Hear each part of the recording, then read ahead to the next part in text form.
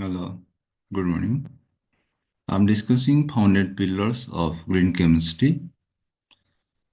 There are so many kinds of pillars, foundation pillars of green chemistry. The first one is the designing safer chemicals. Green chemistry is about making chemicals that do not harm us for the planet. It is like thinking about a product's life from the lab to throwing it away. Reducing environmental impact. Being sustainable is at the heart of the green chemistry. It's all about finding ways to produce less waste, use renewable things, and use less energy, which is good for the earth and helps industries stay strong for a long time. Creating efficient process. Green chemistry says let's make processes that are good for the environment and make sense financially. This means being eco-friendly is not just a one-time thing, but a smart part of how industries work daily.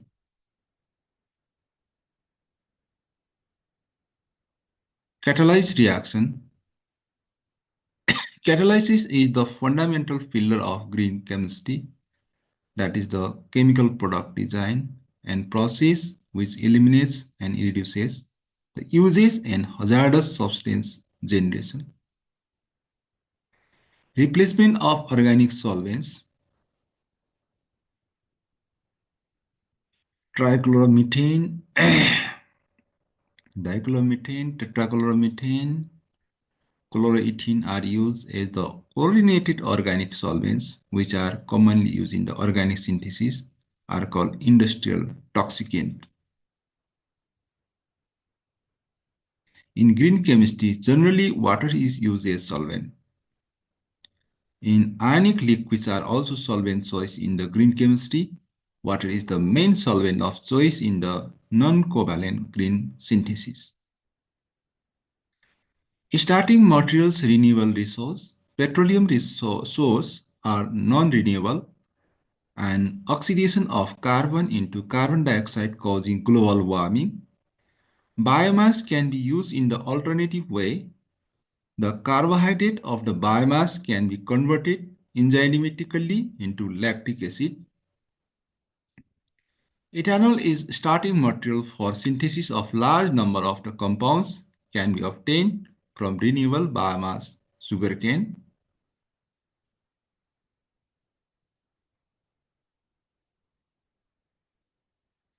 Synthesis should be atom efficient. In green chemistry, attempt is always made to avoid the formation of any byproducts by incorporating all the atoms of the reactants into single products.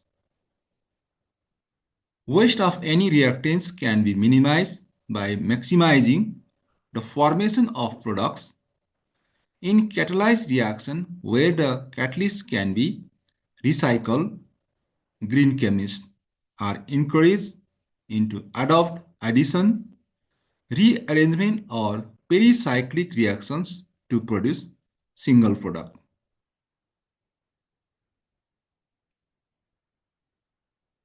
For example, ethene is halogenated.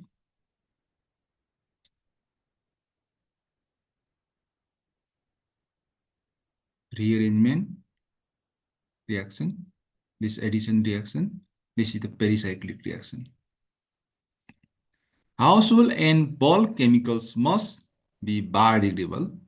In synthesis, chemists have been aimed to produce a new material and desirable properties, and it is not included the factor of degradability and recycling material. For example, chlorofluorocarbon is responsible for ozone layer depletion.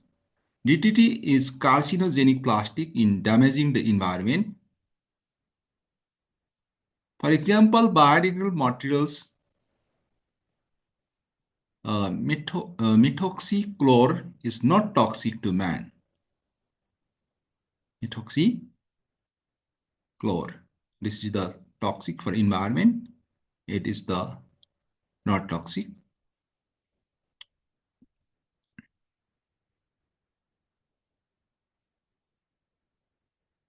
Carbon footprint due to energy requirement should be offset, plan outline, and economic impact be minimized.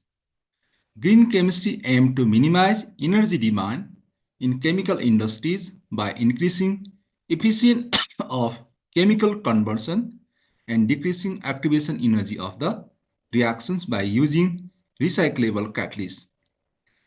Green chemists have been attempting to use light as the courier of electrons in redox reaction. Okay, it all about